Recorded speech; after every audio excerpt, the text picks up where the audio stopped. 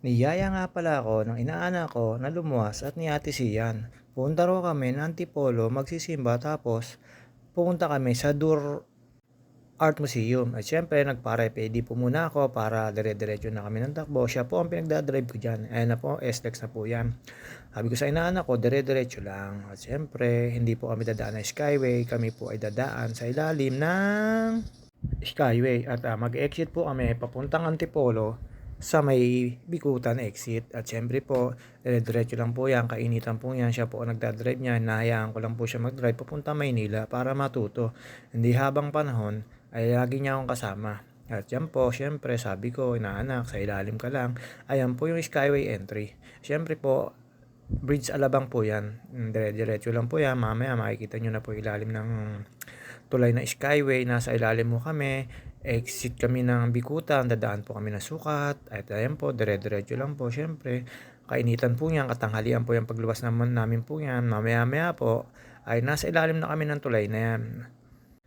Habang binabaybay namin yung ilalim ng Skyway na yan, yung dating National Road, meron po diyang chismosa, panay ang daldal, ang daming kinukuwento. Ewan ko ba, baka kung kanino natututunan yung chismis na yan. Siyempre po, nasa ilalim na po kami, malamig na pumanakbo dyan, dire-diretso lang po kami. Mamaya po, exit na po kami ng Bikutan. Sabi ko sa inaanak ko, Martin ka na para hindi siya mahirapan pagliko mamaya sa Bikutan. Siyempre po, after po namin ng Bikutan, makadanas ng traffic at ayun na po kami, nasa C5 na po kami. Siyempre po, hindi makikita ang bida at aking inaanak at si Ate Sia na nahihiya. Ayan po ay si C5 na yan, C6.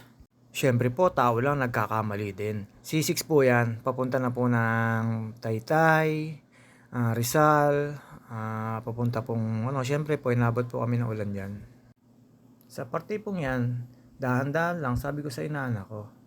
At syempre po, nagpalit na po kami ng inaanak ko dyan. Syempre po, makikita nyo na po yung katedral ng Antipolo. Unang-una po namin pinuntahan ay ang katedral ng Antipolo.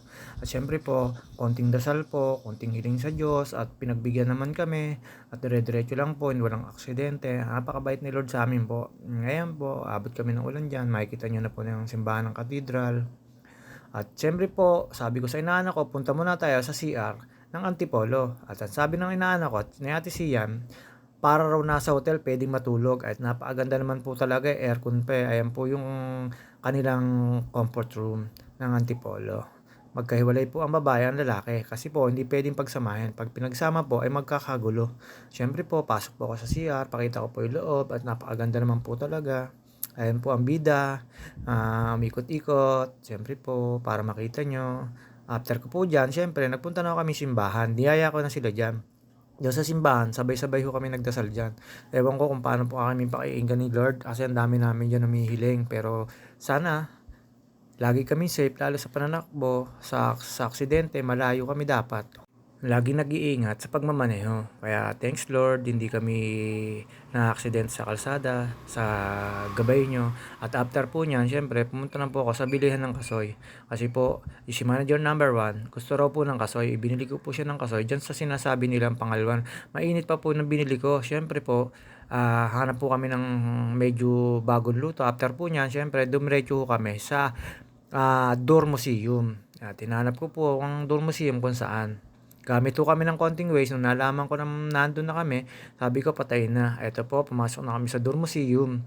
Sa Door Museum po, ay meron pong bayad. 250 po ang entrance. Pero pag po kayo estudyante at meron kayo mga ID pang senior, PWD, may discount po. Yan po ang makikita nyo sa museum na yan. Napakaganda po niyan. Kulang-kulang 2.5 hectares na magagalain nyo po sa loob. Habang naulan po sa loob, syempre, ay mali, sa labas pa po pala nawalan at syempre po gumalaw kami sa loob. Napakalawak po niyan. Akala nyo dyan lang po yan, hanggang Gallery 7 yan. Ang sarap po maggala dyan, napakalamig. Hindi ko kayo papawisan kahit ano nyo kay Ate Sian at kay Dana May Baluyot. Napakalamig po dyan. Sigurado ko paglabas nyo, tagaktak ang pawis nyo kasi sa haba ng lalakarin nyo. At napakaganda naman po dyan. Lahat po ng mga art makikita nyo dyan.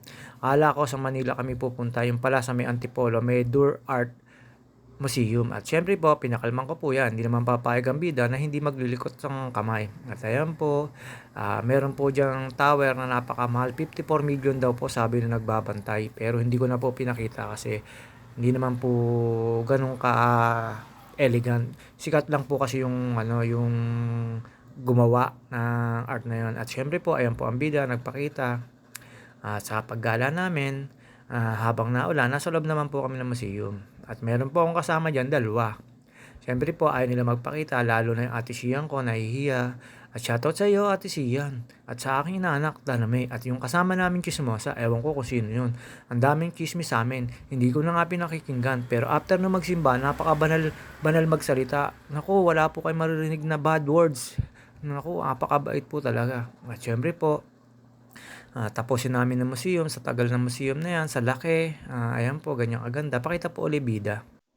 Di ko akala sa may parte ng Antipolo ay may ganyan pa nakagandang museum. At syempre po, na-search lang po yan